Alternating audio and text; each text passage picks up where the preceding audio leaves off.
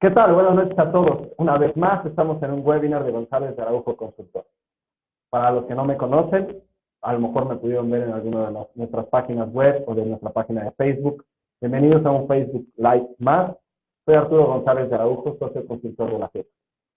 Pues bueno, antes que nada deben de agradecerles el quórum que hemos tenido sobre las invitaciones. Si les parece bien, podemos ir hablando acerca de un poquito del marco en lo que se empieza a conectar el resto de la gente. Y pues bueno, otra vez darles la bienvenida. Hablarles un poco de nosotros. Nosotros somos una consultora que estamos basados en tres pilares fundamentales, que es la parte jurídica, la parte contable y la parte financiera. En ese sentido, la parte que vamos a comentar el día de hoy tiene un poquito de todo. Pues entrando un poco en materia, en los últimos días mucho se ha hablado acerca de un acuerdo que se logró el SAT con los bancos, que tiene que ver con lo que se conoce hoy como la factura instantánea. En ese sentido, es importante señalar que efectivamente el objetivo de hoy es tratar de desmitificar de otro punto de vista esta reforma fiscal, que dicho sea de paso, este es un acuerdo, no fue una nueva reforma fiscal o una modificación a leyes. En realidad, esto es un acuerdo en el que no se modifica, pero que sí trae un bagaje importante de lo que hemos platicado en el webinar anterior, de desmitificando la reforma fiscal, y de lo cual podemos platicar un poco ahora para todos aquellos integrantes que son nuevos en este webinar. De una vez, me gustaría ponerme a su disposición. Tenemos un correo electrónico, es arturo@gonzalezdearaujo.com, y nuestro teléfono 6267-2215. Finalmente, nuestra página web, donde seguramente ya más de uno se inscribió ahí. Pueden visitarnos y pueden ver todos nuestros artículos que tienen que ver con www.gonzalezdearaujo.com. Retomando esta parte de la reforma fiscal, básicamente lo que está sucediendo es que la política gubernamental es atacar de manera directa y frontal la discrepancia, la defraudación y a los famosos EFOS y EDOS. Y ahorita seguramente vamos a retomar estos conceptos. Entonces, básicamente ahora con este acuerdo que estuvimos escuchando y viendo varios de los comentarios en prensa y sobre todo los que ustedes nos hicieron favor de hacer a través de nuestra página. Y entonces es que el SAT ya tenía esa información desde siempre. Siempre. Desde la reforma 2014. No ha cambiado nada. Otro ahora sí, es el diablo con calcetín. Porque ahora sí voy a estar fiscalizado en todo y me van a empezar a decir todo y más. Es un terrorismo fiscal. No voy a meter mucho a lo que opino sobre el terrorismo fiscal ni en el estatus de la reforma. Y entonces generó una serie de entrevistas incluso dentro de canales de radio y canales de televisión que pudieran resultar realmente muy amarillos. Y por otro lado decían no pasa nada porque siempre hemos estado igual. Pues como hemos estado igual, esto no sirve para nada. Dicho esto, dudas cómo vamos a atacarlas, adicionales, tarjetas corporativas. ¿Qué vamos a hacer con todo esto? Bueno, vamos a empezar con lo más básico. ¿Qué es el acuerdo entre el banco y el SAT? Bueno, ustedes tienen hoy la opción, no la obligación, de dar un RFC. Entonces, tú estampas en tu chip el RFC, lo metes a tu TPD, al punto de venta, al terminal punto de venta, y el establecimiento, a diferencia de lo que sucedía antes, va a emitir una factura instantánea. Antes, todos los que me ven seguramente han escuchado de las empresas que están certificadas para la emisión de timbrados, PFDI, etc. Voy a tratar de usar no terminajos técnicos porque el chiste es que todos vayamos juntos a entender este alcance. ¿De acuerdo? Pueden hacernos todas las preguntas porque ahorita está con nosotros Ernesto y Damián, que van a estar capturando todas las dudas que pudieran suscitar. Esperemos que nos dé tiempo de contestarlas todas y de cualquier forma me encantaría que nos contestaran vía correo electrónico pues alguna nos pudiera debidamente contestar. Ahora bien, lo que sucede es que tú cuando metes la tarjeta, tú puedes elegir si quieres la factura o no. En el momento que tú eliges sí, imagínense que se abre una puerta adicional, que no es con una empresa certificadora de facturas, CFDIs, etcétera, sino es directamente con el SAT. Entonces, va y regresa a través de un QR. ¿Cuál es ese QR? Pues la información que tú previamente metiste con tu RFC. Tú escaneas tu QR. Para los que no saben qué es un QR, ustedes deben imaginarse estos logotipos que parecen logos, medio extraños, que son un cuadradito que tienen cositas raras. Entonces, con un teléfono celular, por ejemplo, ponen un escáner de QR y aparece la información, ¿no? Ahí automáticamente se daría tu factura. Si tú pones no, esa puerta no se abre. Con lo cual, únicamente al sistema de banca entra la aprobación, firmas electrónicamente y se acabó. ¿Correcto? Dicho de esta forma, cuando tú pones que sí a la operación, automáticamente sí se sabe cuál es el monto de la operación, la identificación del plástico con el titular y la cuenta. ¿Por qué? Porque tú previamente diste la autorización a que esto suceda. Ahora bien, como antecedente, esto sí es verdad. Desde hace mucho tiempo, los bancos tienen obligación de entregar reportes de ciertos movimientos al SAT.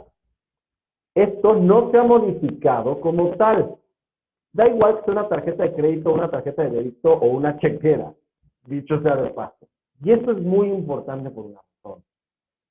Esto que nos está moviendo ahorita el tapete pensando en el qué está pasando, voy a tener discrepancia, me va a agarrar el SAT, sufro, en realidad nos debe mover para poder ejercer y tener un orden en nuestras finanzas y en nuestra contabilidad.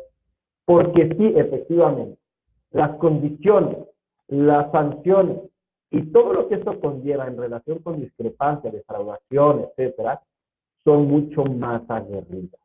Y las facultades que tiene el SAT y la UIF hoy en día son muy amplias.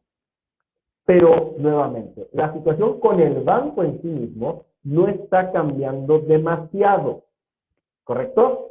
Entonces, de esta manera, imaginémoslo de esta forma. Los personajes de todo esto es el banco, el SAT, como vamos a ponerlos como los villanos.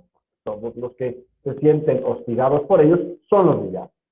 Por el otro lado, tenemos al establecimiento, al titular de la tarjeta y, evidentemente, de manera tangencial a los que pudieran ser los terceros que tienen nuestras adicionales. ¿Ok? Dicho de esta forma, lo que sucede es que el titular de la cuenta de débito o de crédito, no importa cuántos adicionales tenga, tu obligación contractual respecto al banco es tuya como titular. Con lo cual, los demás cuando gastan, no importa si no pagan, no se van a ir al buró de crédito porque tengan una adicional tuya. ¿Estamos de acuerdo? En ese sentido, el titular es el que está absorbiendo la deuda de la totalidad. Y frente a todas las obligaciones que están intrínsecas en ello, es como se generaría. Entonces, para que esto quede medianamente más claro, ¿qué es la discrepancia fiscal? Porque mucho hablo de ella, mucho se habla de defraudación, mucho se habla de pérdidas graves y tal. Entonces, para ponerlo en términos muy rápidos, la discrepancia fiscal es cuando las erogaciones en año calendario son superiores a tus ingresos declarados. ¿Sí? Entonces, si yo gasto una tarjeta de crédito 10 millones de pesos y declaro 10,000, pues ya se podrán imaginar que tenemos una pequeña discrepancia fiscal. Deber no es delito, con lo cual yo genero una deuda de 10 millones de pesos y yo gané 10,000 y todo lo debo, no hay una discrepancia fiscal, lo que hay es una pésima administración y un endeudamiento espantoso. ¿De acuerdo? Hay ahorita muchos temas que se están hablando, que si entonces te podrían multar porque estás gastando de más y esto. No nos voy a meter ahorita en este tipo de cosas porque todavía no hablamos de eso. Ahorita estamos tratando de explicar el alcance y qué es lo que está sucediendo. Ahora bien, cuando hay una discrepancia fiscal, es decir, cuando tengo en un año calendario más erogaciones de mis ingresos declarados, normalmente lo que va a suceder es que el SAT me va a mandar una atenta carta para que pueda yo justificar por qué tengo esa discrepancia. ¿Por qué gané muchísimo más o por qué gané muchísimo menos? En ese momento, yo puedo perfectamente ejercer mi derecho de audiencia y decir, oye, SAT, es que a mí me sucedió A, B y C, y esa es la razón por la cual yo tengo esa aparente discrepancia fiscal. No forzosamente existe, ¿correcto? Si yo no reúno los requisitos, no cumplo, no satisfago con el SAT, con esos requisitos, entonces puede ejercer facultades de controlación. Y esto significa que puede iniciar diferentes tipos de auditoría o revisiones de gabinete. Ahí tendré que demostrar de forma fehaciente no solo que no hay discrepancia fiscal, sino la veracidad de mis operaciones, la materialidad de esto. Entonces, como podemos ver, la tarjeta de crédito es uno de los tantos elementos de los cuales efectivamente el SAT tiene como tentáculo de información, que dicho sea de paso, y vuelvo a insistir, hoy, el SAT no va a facturarte todo automáticamente. Lo va a hacer cuando tú aprietes sí. ¿De acuerdo? Eso no quiere decir que no haya esa discrepancia o esa defraudación o esa mala administración, lo que sea. Esa es otra historia. Entonces, ¿por qué? Porque los montos sí que van a seguirse enviando por parte de los bancos en favor del SAT para que puedan tener esta revisión. ¿Qué es lo que sucede? La materialidad de los actos significa que efectivamente se llevaron a cabo. Como saben, los EFOS son estas empresas que se crearon con la única intención de evadir sus obligaciones por parte de terceros. Es decir, emitían facturas sin hacer la operación que decían que habían hecho. No tenían ni la infraestructura, normalmente son empresas en las que están en pérdidas, donde los socios no tienen ni el expertise técnico, donde efectivamente en los meses de diciembre emiten un montón de facturas, e incluso se generan mutuos para poder meterlo a pérdidas fiscales, etcétera, etcétera. Esos son los EPOs. Y los EDOs son precisamente quienes deducen operaciones simuladas. Entonces son empresas que generan, o personas físicas, que generalmente tienen operaciones regulares, que son empresas que ustedes pueden tocar y ver, que existen. Y en ese sentido, lo que sucede es que compro la factura para pegarle a mi base gravable, para pegarle a mis obligaciones fiscales, en pocas palabras, pagarme. Y esta operación, típicamente lo que sucede es que yo le saco el dinero a la empresa, lo mando a ese EFO para pagarle esa supuesta factura, le dan una o dos vueltas y después llega otra vez al accionista o al titular para posteriormente meterlo como una operación de capital. Esto no lo digo yo, hasta los libros doctrinarios nos están diciendo desde hace año y medio, 2 años. Y el SAT, si hacen los libros de doctrina lo dicen, evidentemente están atacando. Entonces, toda la reforma está encaminada, ¿no? Entonces, ¿qué es lo que sucede con la materialidad del acto? Tenemos que recurrir a ciertos elementos que tiene que ver con la sustentabilidad, es decir, el soporte de la redacción del acto, que uno de los elementos efectivamente es la factura, un contrato, las cuentas bancarias, los entregables. Si yo te prometo, yo como despacho, un contrato, lo puedo diseñar, no lo hice, ¿no? Así como muy rápido. Después tengo que encontrar la racionalidad de la operación. Si yo compro un cohete a la luna, yo soy un despacho, una consultora, pues creo que no es muy racional que yo compre un cohete a la luna. ¿Quién le voy a vender en la luna? ¿No? Y tiene que ser proporcional. Resulta que tuvimos nosotros hace muchos años un asunto que tenía que ver con que el material mercadológico lo habían vendido en varios millones de dólares cuando eran 2 páginas de mercadológico. Pues no era proporcional el pago con la realidad, ¿no? Entonces, todo esto lo aterrizamos nuevamente a la tarjeta de crédito. La tarjeta de crédito como tal, tú puedes tener, vamos a suponer, persona física. Y entonces tú como persona física, ¿qué profesión nos gusta? Un ingeniero.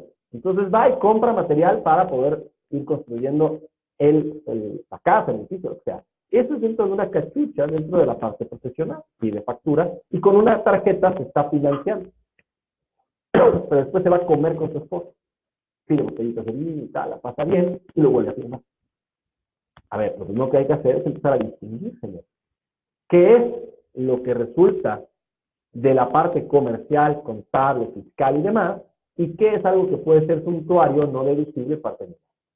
Lo que sucede y la discrepancia que vas a tener es que si tú esa comida más esa compra de material, más ese todo, yo no lo tengo declarado como un ingreso, agarro mi cajita de zapatos con mis ahorros, voy y lo deposito en efectivo, por ejemplo, lo que voy a tener que demostrar es de dónde viene el dinero. Esa es otra historia. Y entonces cuando genera esa discrepancia a la que nos referimos. Finalmente, es importante señalar que cuando tú eres una empresa, en algunas ocasiones, seguramente más de uno de ustedes, empresarios, lo entrega, o bien más de uno de ustedes, directivos, tienen una tarjeta corporativa, lo que sucede es que ustedes en ocasiones han firmado cosas personales. Y entonces le dices a la empresa, oye, descuéntamelo o te lo pago. Ese es uno de los retos que es importante como empresa para poder discernir cuál es lo que corresponde a la contabilidad de la empresa y qué corresponde a un gasto que puede resultar personal.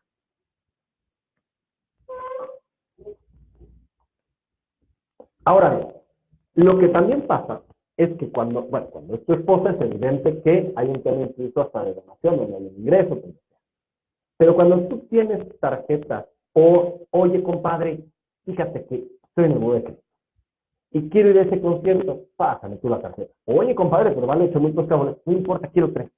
Pues voy y lo firmo, para todo. Y el compadre va y te paga después. Si el compadre no te paga, ¿qué sucede? Tú tienes que pagarle al banco. Los intereses derivados de ello siguen siendo tu obligación. Y esos intereses no son deducibles, porque es de algo que no corresponde a la actividad preponderante. Ahora bien, si tú esto lo empiezas a hacer sistémicamente, lo que sucede es que estás haciendo mutuos a tus amigos. Y esos mutuos, lo que sucede es que nos lleva a un tema de actividades vulnerables, que entonces, a partir de ciertos montos, voy a tener que declarar nuevamente. No es la tarjeta de crédito. Lo que sucede con la tarjeta de crédito es que parecía que estaba fuera de ese sistema fiscal del cual tanto se ha hablado. Y con esto lo que hizo es que se evidenció que sigue siendo parte del sistema. En ese sentido, es muy importante que nosotros podamos, como consultores, acompañarlos para poder hacer una estructura sana en respecto a sus ingresos y a sus erogaciones. Es decir, hay que ser ordenado para pagar lo que corresponde, no más, pero tampoco intentar inflar, porque ¿cuál es el sistema? Si yo voy a más de 52 kilómetros de aquí, voy al restaurante, le recojo el dinero en efectivo a todos mis cuates, yo lo firmo, y yo después lo quiero meter como viático, no va a ser racional, no voy a tener materialidad en los actos.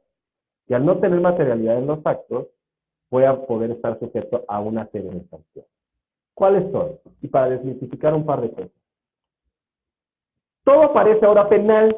Bueno, sí, muchas cosas son penales, pero no todo. Y además, no todo es crimen organizado. Vamos poniendo las cosas en contexto. Para que tú puedas considerar que estás en una defraudación fiscal que es crimen organizado, son 7.8 millones de pesos. Más o menos lo estoy cerrando. Lo cual significaría que hacía grandes rasgos para no hacer toda la operación aritmética de esto, tendrías que tener ingresos más o menos de 100 millones para que fuera crimen organizado. Eso no quiere decir que hacia abajo no tengamos diferentes proporcionalidades sobre privaciones de libertad y para el 2020 tengamos sanciones adicionales hasta un 70% del monto de lo que se considera defraudado o en discrepancia, que es un tema importantísimo. Porque cuando yo encuentro discrepancia o yo encuentro defraudación por 10 pesos, ya no son 10, ya son 17. Entonces, en ese sentido, es muy importante que podamos tenerlo. En suma, por ahora, porque me encantaría ser mago y saber qué va a pasar. Todos los documentos que tienen que ver con los bancos, y SAT y bancos, de los que se tiene público y de algunos amigos que te pueden contar, es opcional. Al momento de ser opcional, tú puedes no dar de alta el RFC y mantener las cosas como están el día de hoy. Lo que me parece como fábula muy importante es que esta tendencia y esta política nos debe llevar a una estructura sana, contable, fiscal y financiera. ¿Por qué? Porque en el momento de no tenerla, las sanciones hoy son muy importantes, como lo estamos viendo. 70%, 50%, actualizaciones, multas, recargos, prisión, etc. Cuando se nos viene todo esto encima, nos damos cuenta que sería un mal negocio no hacerlo bien. Hoy, al ser optativo, incluso no solo el dar de alta el RFC, sino además el facturar o no facturar, lo que sucedería es que tú puedes tener cierta implementación o política interna que a ti te conviene hacer. ¿Cómo vamos a saber si te conviene o no? Tendríamos que hacer un saco a medida porque cada uno de ustedes gasta diferente, ingresa diferente y tiene una estructura incluso familiar o de amigos diferente. Espero con esto haber desmitificado bastante lo que corresponde a las tarjetas de crédito, de lo que es un mito a lo que es una realidad. Hoy, la realidad es, los bancos ya mandan información sobre montos, no sobre cada una de tus operaciones en sí mismas. Donde tenemos como actividades vulnerables, montos de seguimiento y montos de aviso sobre el sistema que no es bancario y en ese sentido no sería una actividad vulnerable porque esta operación se hizo o esta coordinación se hizo con bancos. ¿De acuerdo? Es decir, si ustedes van a las departamentales, no son parte de este acuerdo.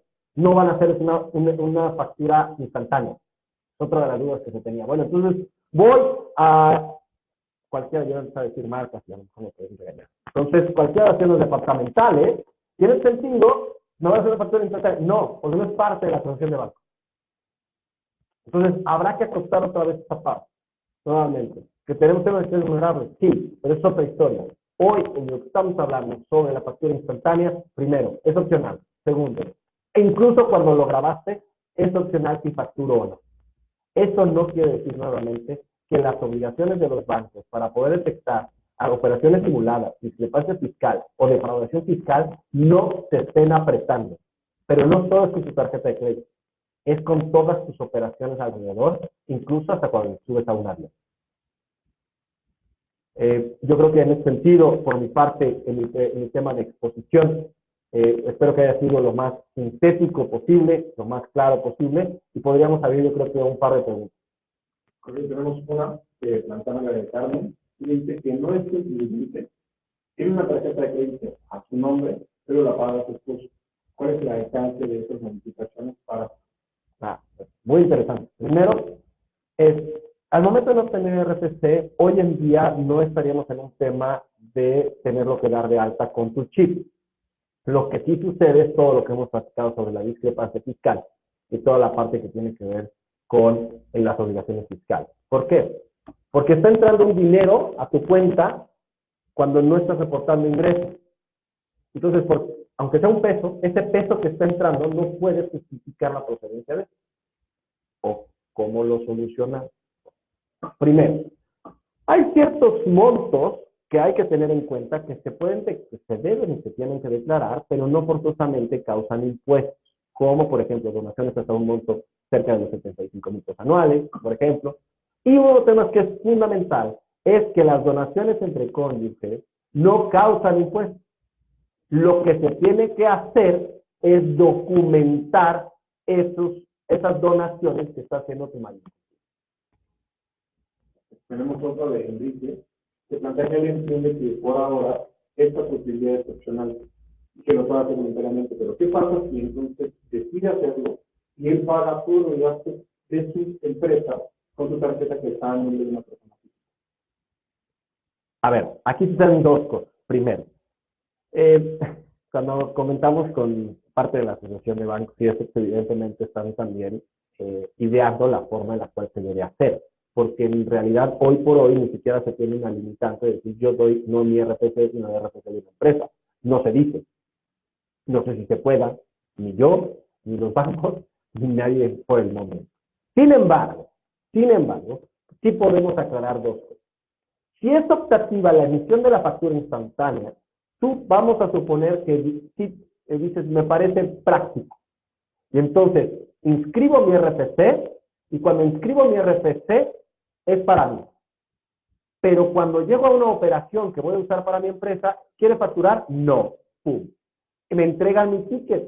Ese ticket tiene una página web que nuevamente, esto es una forma de alivianar, por ponerlo de manera muy coloquial, al titular de la tarjeta.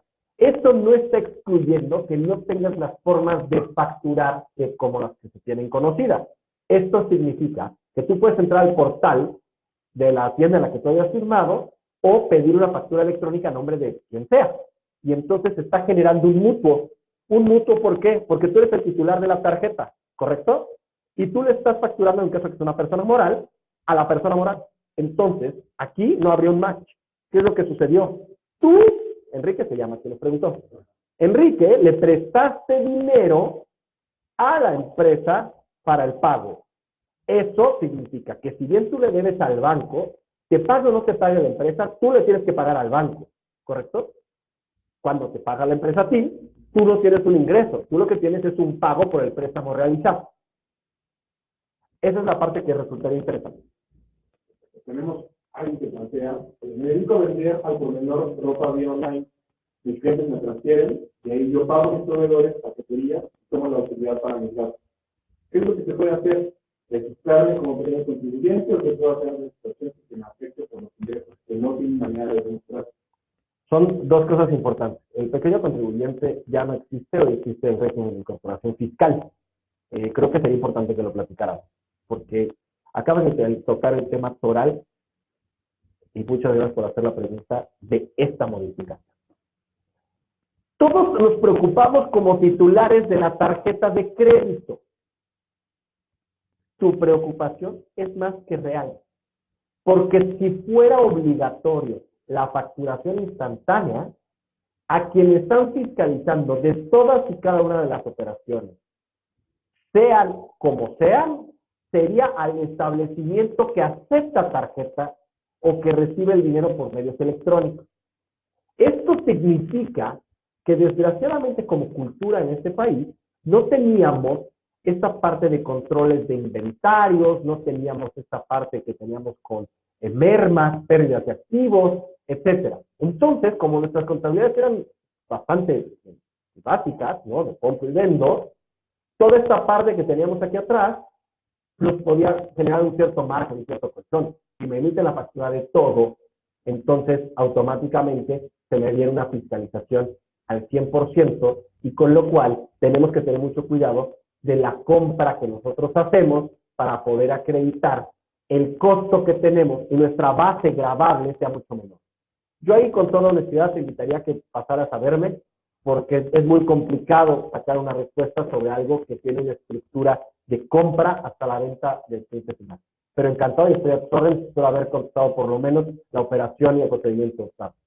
Tenemos una última que plantea en relación con si yo en una reunión salgo a cenar con otra persona y yo pago con la tarjeta puntualmente, ¿qué consecuencias podría tener esta situación?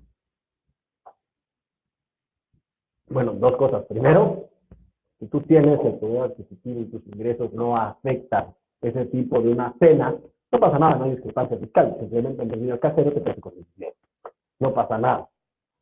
Si empiezas a gastar de manera muy importante y no tienes forma de acreditar ese ingreso y solamente tomaste el efectivo, fuiste y lo pagaste, entonces tendríamos un tema con montos, pues bueno, podría ser desde un peso, pero vamos, la realidad es que si tienes ya una diferencia medianamente relevante entre el pago que tú tienes en restaurantes, en cualquier cosa de esas, y pagos en efectivo, podríamos tener un problema de discrepancia o del el origen o proveniencia de los recursos. Perfecto. Y dadas las medidas actuales, aún siendo voluntaria, entonces lo mejor ellos deberán pagar todo en efectivo la tarjeta solo está realizando de emergencia por si acaso.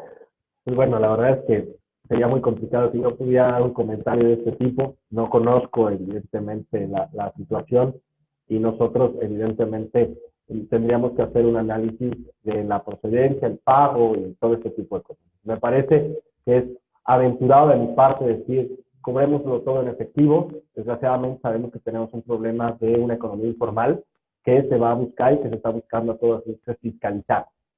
Creo que en esa parte sería relevante conocer tu operación diaria para poder ofrecerte algo que pudiera ser satisfactorio a todas luces para tus intereses y para tu negocio. Hay una pregunta más, nada más dice Daniel López, ¿Y qué tan cierto es que las tarjetas de servicio que nos instalan para el Centurión no va a estar fiscalizada por no ser bancaria? Falso. A ver, todo ese Centurión sigue siendo un banco. O sea, al final está dentro de todo este paquete y mucho se ha hablado que lo de servicios no entra. Entra al 100% y ha entrado desde siempre. Hemos tenido desgraciadamente varios asuntos donde creían que pues, pagar con esa tarjeta y después meter el dinero en efectivo era suficiente, ¿no? Porque era como si fuera una especie de caja negra. Y no, el SAT hoy en día no tiene un huequito en un banco para decir, por ahí puedes hacer lo que tú quieras. No existen avenidas en ese sentido. Las estructuras corporativas tienen que estar encaminadas a la eficiencia. En ese sentido, nuevamente, la eficiencia la consideramos como realizar y obtener las facturas y los soportes materiales de los actos que sí se realizan para poder tener una base grabable racional y razonable para su pago. En ese sentido, y para poderlo resumir, este Centurión está dentro del sistema financiero, está dentro de todo el sistema, cumple con la regulación mexicana y en ese sentido reporta los montos y si tú quieres inscribir tu RFC lo podrás hacer, si no lo quieres hacer, como hoy es objetivo, podrías no hacerlo. Viene una pregunta más de Said Torres, que dice, mencionas que se considera crimen organizado a partir de un monto de 7 millones en adelante, pero ¿qué hay con la parte de estrategia fiscal? ¿Es verdad que al no presentar dicha estrategia ante el SAT ya puede considerarse como crimen organizado? ¿Es esto cierto? Es una muy buena pregunta porque además esto ha pasado por la parte del Congreso y al principio incluso teníamos que registrarnos y teníamos que hacer una serie de cosas. Y no así, en realidad, nuevamente, cuando estamos hablando de estrategias que se pueden considerar agresivas, el contribuyente tiene que entregar cierta documentación en su caso que tiene que estar sujeta a. Pero esto no está siendo como tal un crimen organizado, sino más bien puede estar sujeto a, si se considera que hay una estrategia fiscal agresiva que no la reportaste, entonces tienes un problema primero administrativo, y si además del administrativo nos encontramos que tu estrategia fiscal agresiva te lleva a una discrepancia, a una defraudación fiscal, arriba de ese monto, entonces estamos en un problema, ¿no? O sea, bueno, real es el primero, pero mucho más importante el segundo, ¿no? Entonces me parece que en ese sentido las estrategias corporativas no deben considerarse estrategias fiscales agresivas, pero cuando haces estrategias, por ejemplo, con regímenes preferentes se conoce coloquialmente como paraíso fiscal, ¿no? O sea, si tú tienes tratamiento, tienes partes relacionadas, tienes accionistas con estos países, tienes que automáticamente hacer un reporte. Perfecto, pues muchísimas gracias. Otra vez estamos justo en los tiempos. Agradecemos a todos, además, la cantidad de gente que estuvo conectada con nosotros, la audiencia que tuvimos. Y nuevamente los esperamos en nuestras oficinas para poder concretar todo el sistema que pudiera beneficiarles para este próximo 2020-2021, que son la implementación de todas estas reformas fiscales. Les recuerdo, mi nombre es Arturo González de Araujo, socio director de González de Araujo Consultores. Mi correo electrónico, arturo@gonzalezdearaujo.com. Muchas gracias y pueden visitarnos en nuestra página web, www.gonzalezdearaujo.com. Muchas gracias y buenas noches. Felices fiestas.